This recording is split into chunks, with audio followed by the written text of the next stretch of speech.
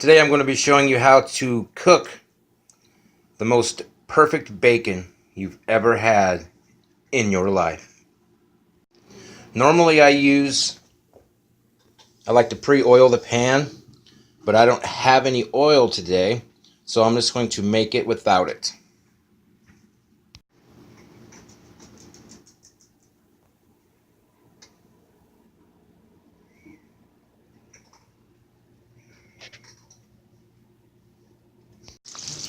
Okay, I've already flipped it once, and as the grease accumulates, you're going to be using that grease later on to actually help cook the fatty portions of the bacon. But you have to be very careful when you do that. You'll see why later.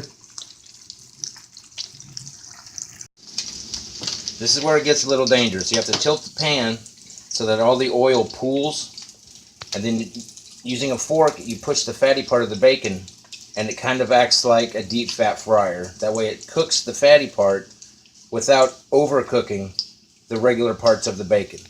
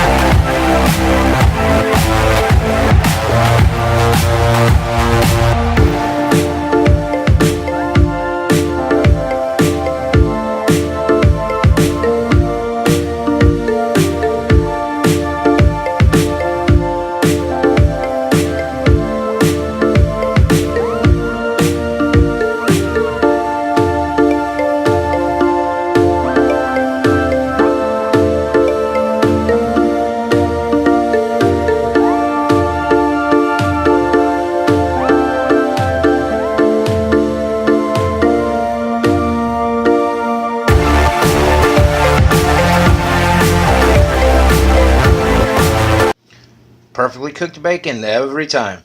Who's hungry?